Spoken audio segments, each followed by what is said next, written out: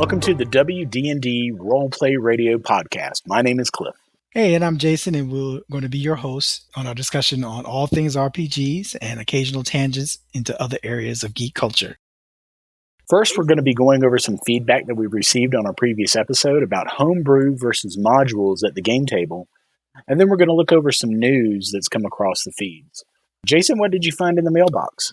Okay, so this comes from China Marie, who is a DM at my job, a coworker of mine. We have a job that allows us to use the facility to play D&D on the weekends. So we play like one Sunday a month. And this is from her. She says she is someone that has done both homebrew and modules. And she says, I can say each has their advantages and disadvantages. Usually for newer DMs, she says, I always recommend doing a module because it has everything there for them.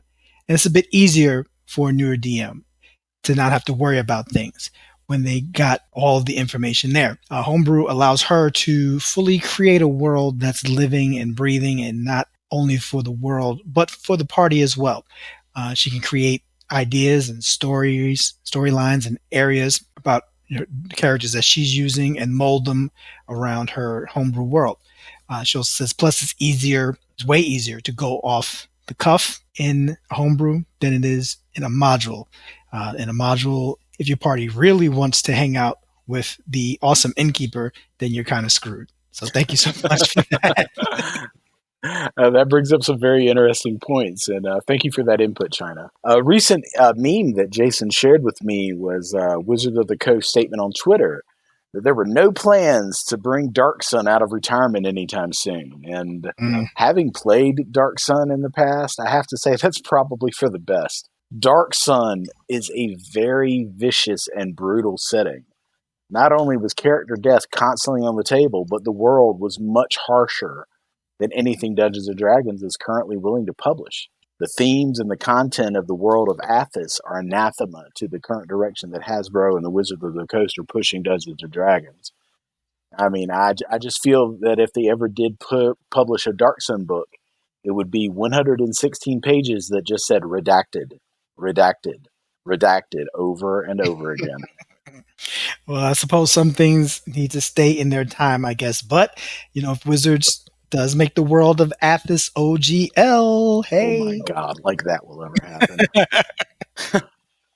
Well, before we move on to our main topic, we have a few words from our sponsors. If you want to stay up to date with all the news of your favorite superpowered heroes, or be in the know for what types of threats are facing our world, there's only one place to look for that news, and it's Supervision Magazine.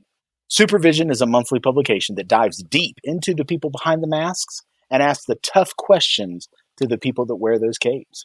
Subscribe now and receive 12 issues for the price of 10, as well as a holiday special issue and the swimsuit spectacular. If you want to keep your eye on what's going on in the superhero world, you need Supervision. Also, if you're a hero just starting out, you need to get your name out there. If you need legal or financial advice, the name to know is Boyoyodyne. It's a family company that provides decades of service to the superhero community. It was founded by John Boyoyodyne in the 80s, and his brothers, his children, even a cousin or two continue the tradition of assisting those that have saved the world. And now they have interplanetary and multiversal assistance available. So I hope our little promo spots have set the stage for what we're going to be actually discussing this week, which is a genre in which Jason and I both greatly love. Superhero role-playing games.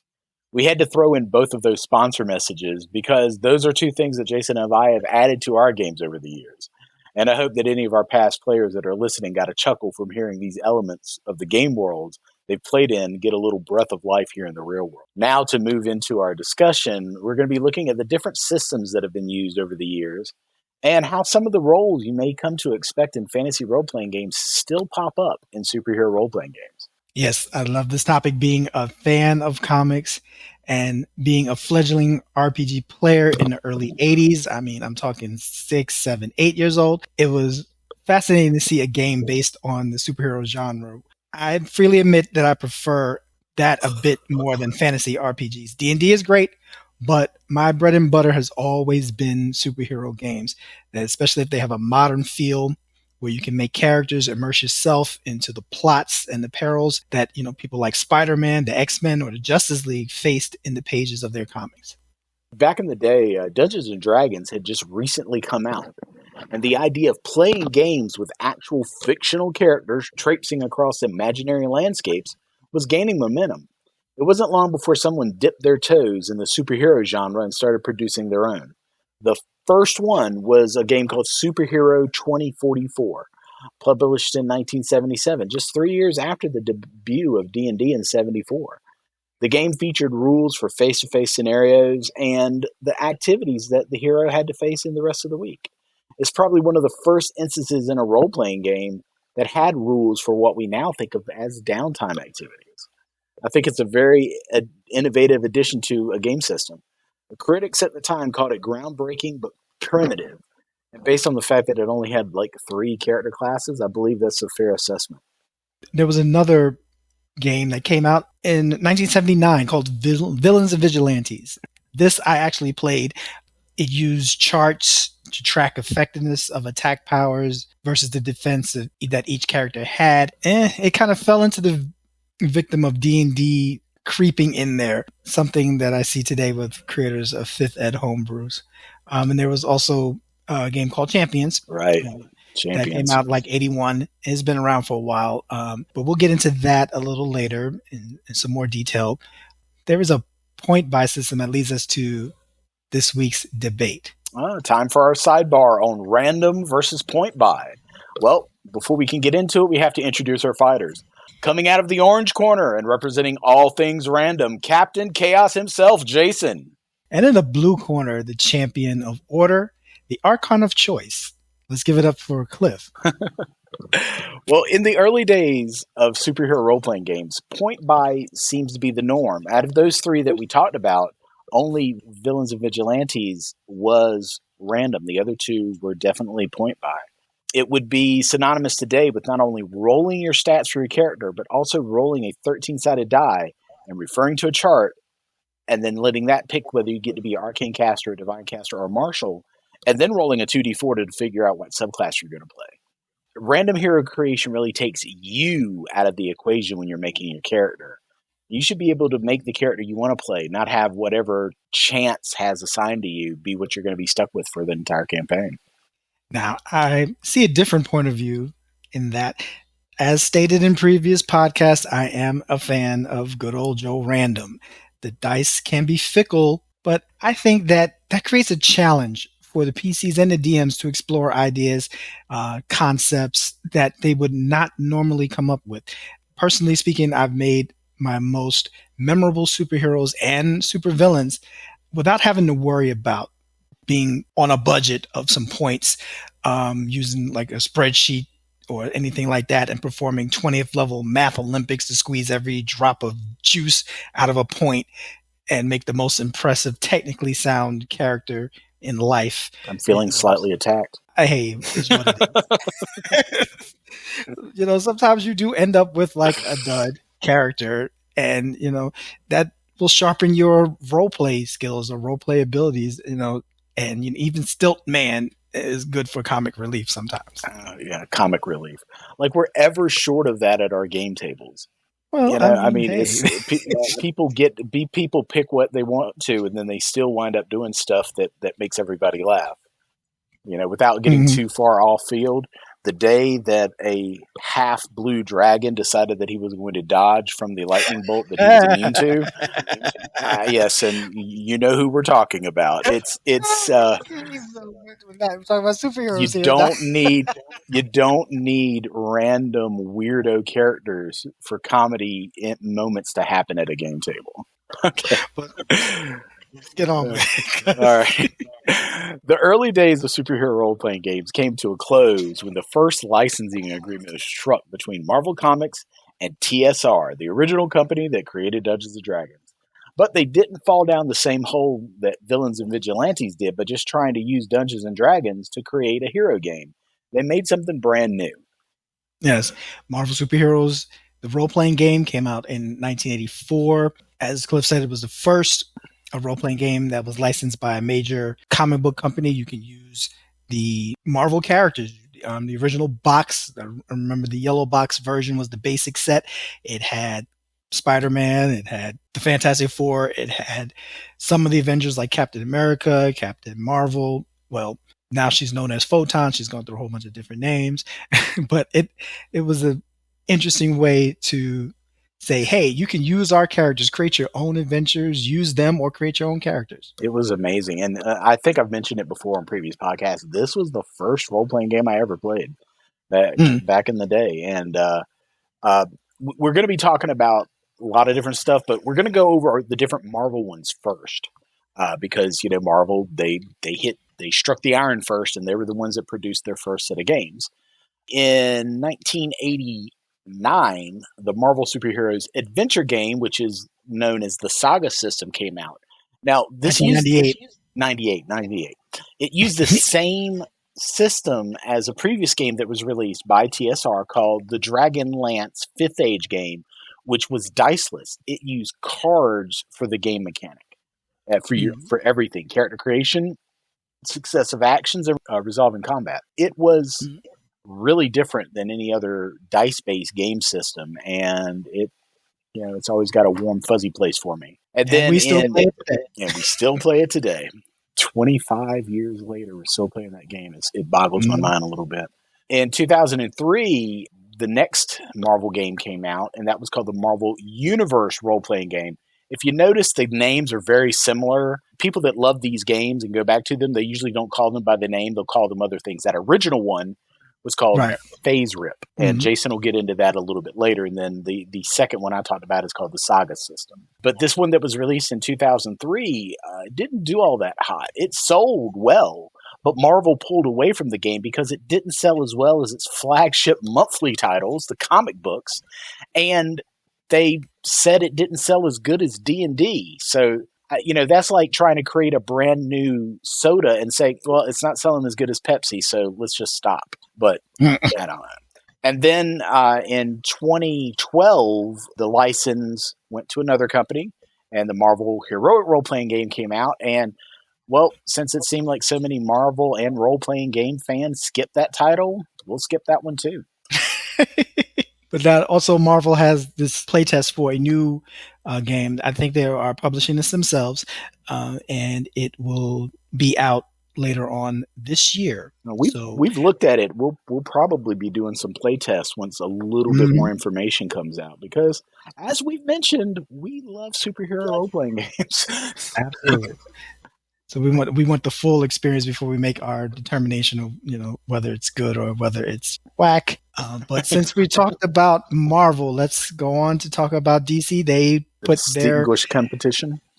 Exactly. They put their hands in the mix of role-playing games right after Marvel put their first system out with TSR.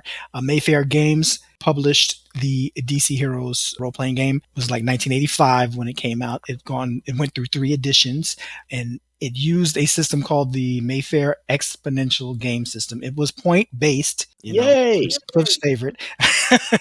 But it was a very good system as far as combat, as far as creating your characters, and it had a lot of good information on the standard DC heroes, Superman, Batman, Justice League, everybody. They put out a lot of supplements and a lot of adventures based on certain teams. They have one for Teen Titans, Infinity Incorporated, all of them. Now, also, after that kind of petered out after the 3rd edition. 3rd edition came out like 1993, and it went away for whatever reason. I'm not sure, whatever legality happened.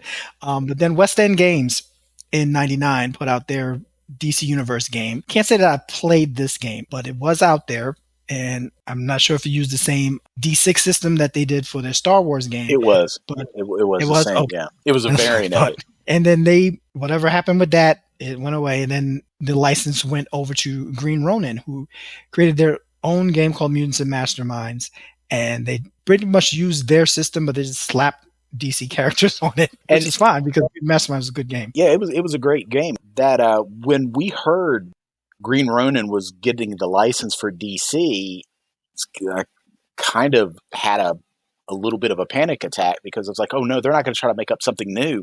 And then we saw the first little bits of information come out and that it was using the Mutants and Masterminds system. We were like, oh, snap. And it was really well done. And, we've talked about Marvel and DC, the big names in the superhero world. But there's other companies that have made one. And, Mutants and Masterminds is a good place to jump off to start talking about that. Because Mutants and Masterminds came out when 3rd edition was the king of the crop for D&D. And best thing about Mutants and Masterminds is that it was using the D20 system that everybody already knew, but they figured out a couple of unique ways to make that system work for superheroes. So in the past, where Villains and Vigilantes was criticized for being like D&D, Mutants and Masterminds took a D20 system with the skills and they changed it up and created a power level system, which your individual levels are going to be the plateau of your power. And you can play a campaign where you constantly are growing in power and growing in power and growing in power, but it allowed you to make up a character that was maybe like already 16th level. That was your cutoff. But if you continued to get points, you didn't get higher than power level 16, but you might gain more skills, might gain more ways to use those powers. But you could never get beyond that watermark of hitting damage that did stuff at intensity 16. And that was a great way to handle the D20 system without just falling down into the pit of, oh, well, my superhero is level 20 now, and they just keep growing and growing and growing. And Mutants and Masterminds was a great system. Still is. It's out there. I mean, you can find it online and all kinds of stuff.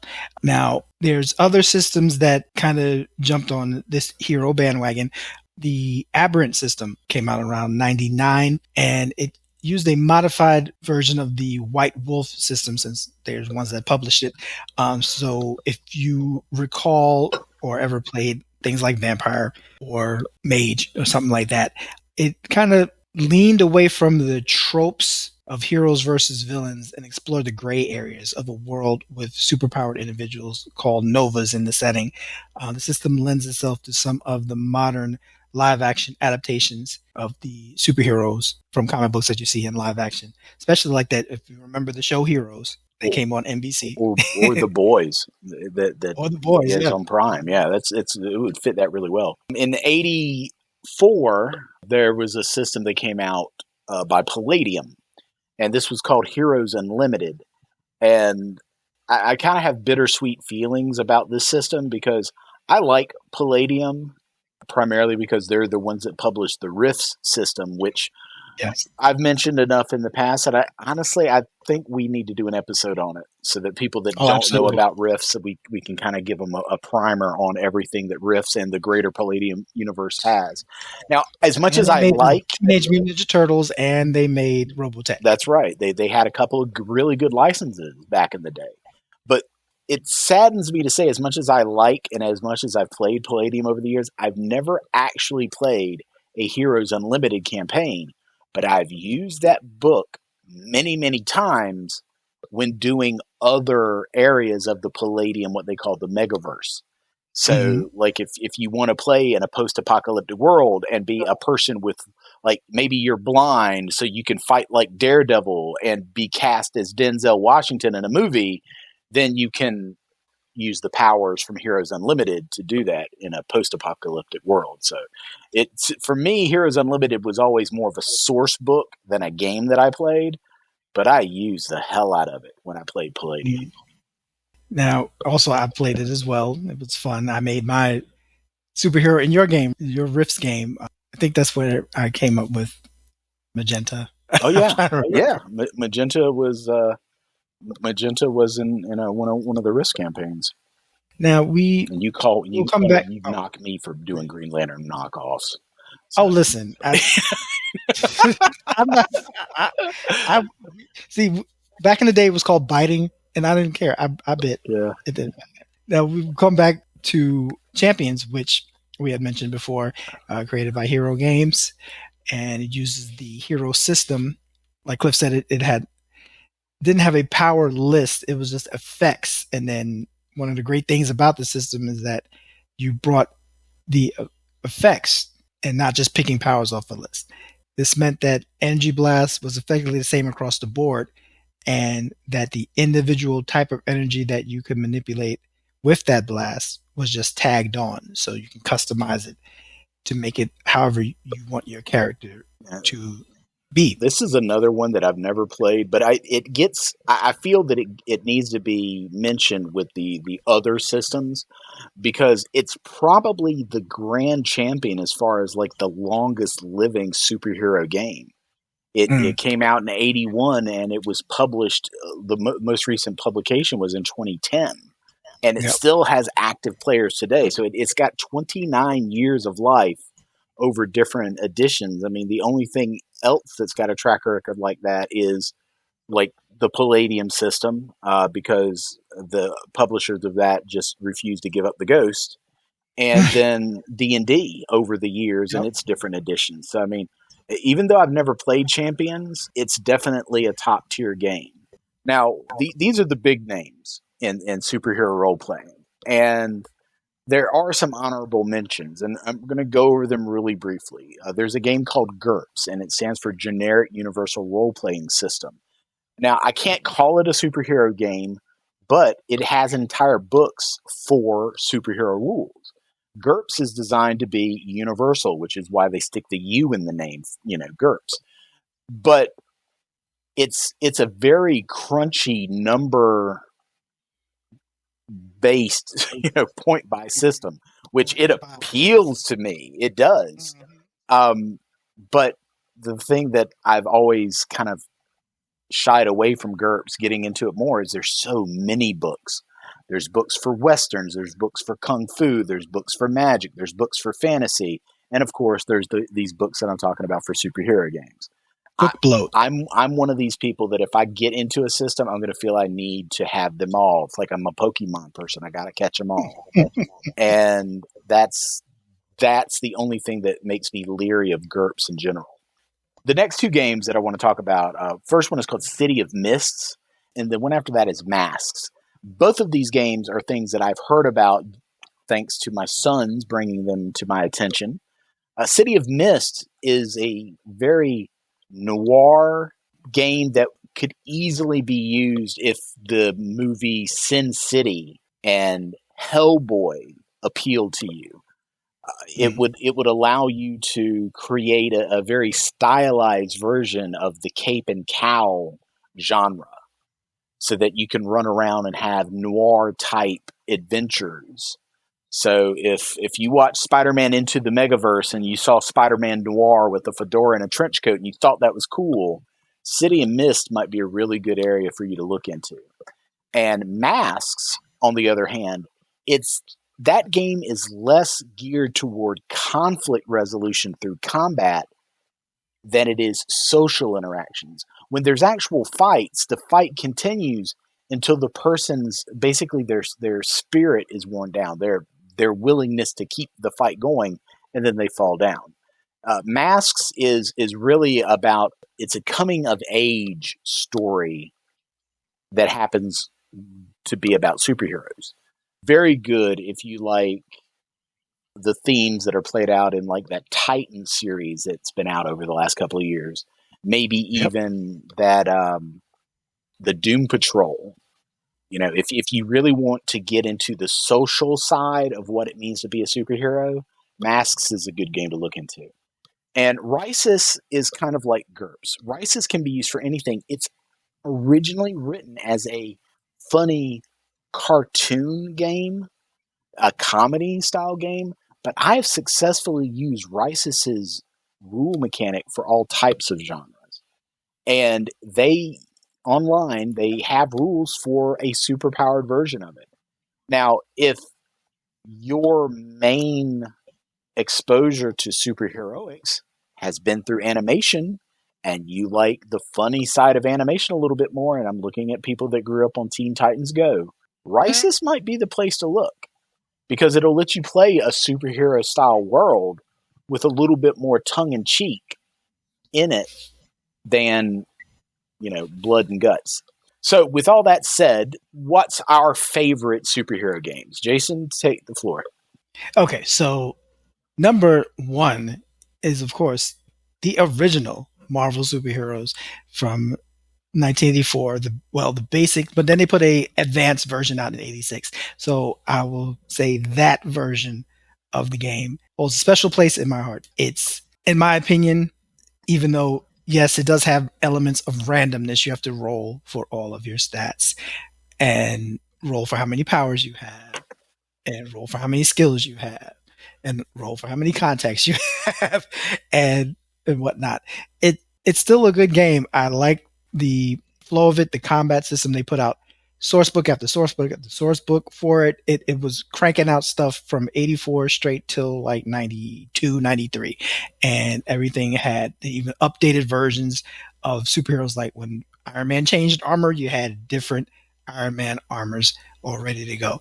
So that's my favorite superhero system. I play the card game because it's Marvel. I like the card game. I run the card game, but I can't. If I could get certain people to get back on the phase rip bandwagon, I'd be playing that right now. But enough of that. But runner up. I'm feeling slightly attacked again. But I gotta say, if I had a few more places on my list, phase rip would be in there because I do have good memories of it. I know what I like, and I know what I like more. And one of the best things about phase rip, which somebody, like, if anybody's interested in what we're saying and they want to go back and look, there's a excellent web page that has all the information for that. And then there's people that are still publishing stuff for that system even to this day. They're publishing it online. When we, a matter of fact, we've started putting our videos up on YouTube as well. When we put this one on YouTube, we'll make sure we put a link in the comments to the phase rip. Absolutely. It's Jason's baby. So we'll make sure it gets mentioned. So go ahead, Jason, with your runner up. My runner up is DC Heroes. And that's the point buy. And the first edition came out. It was great. It was during the time of when DC was going through Crisis on Infinite Earths. So they had stats for the Justice League and people like Superman, Batman, everybody at a really ridiculous power scale. So the first edition of the game was good. It just, the power level was insane. So by the time the second edition came out, this was post-Crisis. People had been scaled down in power level. What we like to call, they weren't planet hurlers anymore. So that, because if you look in the first edition of the game, Wonder Woman, they had these attribute points, and she had a strength of 45. We cross-referenced that to like the weight chart that they had in the system, and we did some math.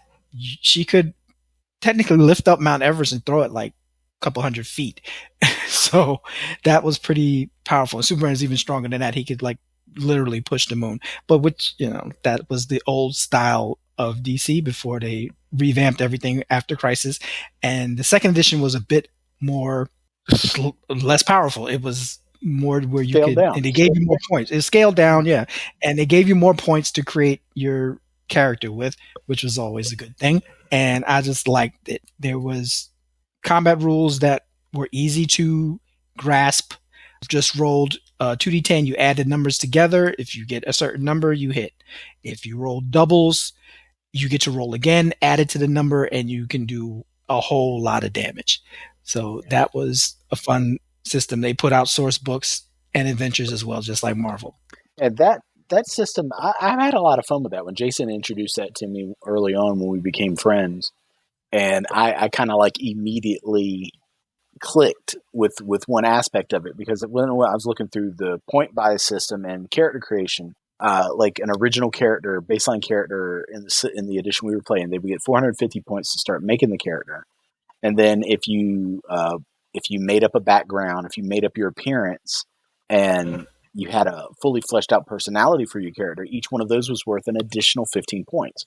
So starting out baseline, you could have 495 points. And like using those same points, you could make someone that wanted to like try to start being the main tough guy in your team. So you could make like the Superboy from Titans. He's not quite Superman yet, but he's heading in that direction.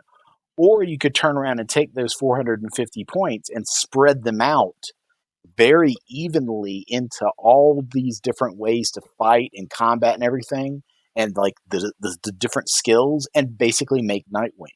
It showed how, like, as these characters are progressing in the world, if the Superman character keeps dumping their points in one area and they become like really, really powerful, that's great. But that's why Batman knows how to do everything. While Superman is accumulating points and buying more invulnerability, Batman has just, memorized another edition of the Encyclopedia Britannica with all these other skills that he's got. And that system did a very good job of that. Kudos to that system. So my top two is first one's going to be Marvel again. And it's the Saga system. It's the one that was based on the card game that was originally designed for Dragonlance. And they don't call it a role-playing game. They call it an adventure game. And as Jason has implemented over the years, it was never designed for real advancement, and it wasn't designed very well for original character creation, which he's right. And we have gone in under the hood and we have adjusted the hell out of that game. But there's just something about holding a handful of cards in your hand like a poker player and using the correct color for the correct attack that you're going to, and then hoping that when you play your card, if you're going to punch somebody with strength and you play a green card, which is the color for strength, you get to pull a card from the deck and add it to your card because that's called trump. And if the card that comes off the deck is green, you get another card. There's no other game that exemplifies that quite as well. I mean, there's other games that have, if you roll above a certain amount of successes, you get extra dice. But in this game, because you have cards, you know what you're going for. And once you know you're going to need to hit somebody with an energy blast, so you can hold your blue card and wait and play your blue card. And then you look at the deck and then it comes, and then you get blue, and then you get another blue, and then you get another blue. That is how the Hulk picked up the Mountain in Secret Wars. That's how Iron Man blasted a hole through Ultron. There's so many times in that game system that we get to these like critical moments and we hit blue, and it's just crazy when it comes up. And then my runner-up is Mutants and Masterminds.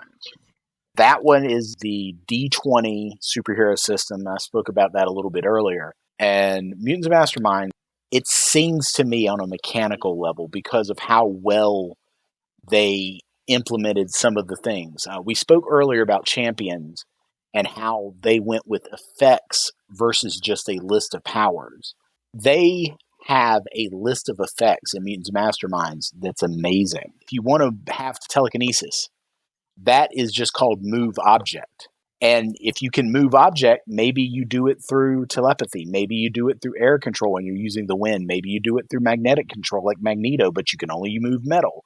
You can take these effects and then add bonuses or limitations on them, and then that creates the power. You buy the effect and then you dress it up to turn it into the power. And then bonuses and resistances will be based on whatever the flavor text is around your powers. It was such a great system because in a lot of ways, when Mutants and Masterminds came out, it took so many things from some of these other games that they had developed over the years and just refined them and put it in a nice, well-packaged container with the D20 system that most gamers were already familiar with. Because it used the same D20 system for resolving saving throws, combat, and the skills. Everybody knew that because everybody pretty much played D&D or knew how it worked. And then came Mutants and Masterminds, were like, hey, it's the same sheet music, but we're playing it to a different beat of a different drummer. And Mutants and Masterminds was amazing because of that. So, I mean, at the end of the day, Jason and I are Marvel fanboys, it seems, because of the role-playing games. Although we do have a lot of love for DC role-playing games, because our runner-ups are both really kind of leaning toward DC. So, we've got other things we could talk about here, we want to talk about like group composition and maybe like power levels. But if anything we've said today, like if our love for the superhero genre has inspired anyone to look at this closer, reach out to us and let us know. And maybe we'll do, a sequel, Return of the Superhero Gaming, and then we can get into some more of those things. Exactly. But thank you for. Go ahead, Jay. I was just going to say we're going to get more in depth if that's something that people are interested in, right? We'll definitely do that. And we thank you if you stuck around to the end of our ramblings. We look forward to speaking to you again, and thank you for tuning in to WDND Roleplay Radio. And of course, we'd love to hear your comments. So just let us know, hey, if you've played these games, what's your favorite? What do you like? What do you dislike? We're at Twitter at WD, the letter ND podcast. Also, you can email us WD, the letter ND podcast at gmail.com. If you like what we're saying, please hit like and subscribe, and don't forget to ring the notification bell. Feel free to reach out to us, share your ideas, and become part of this conversation. And we're also on YouTube now, so you can also comment on when we get this one up. From everybody here at WDND Roleplay Radio, thank you so much for listening. Y'all enjoy your day.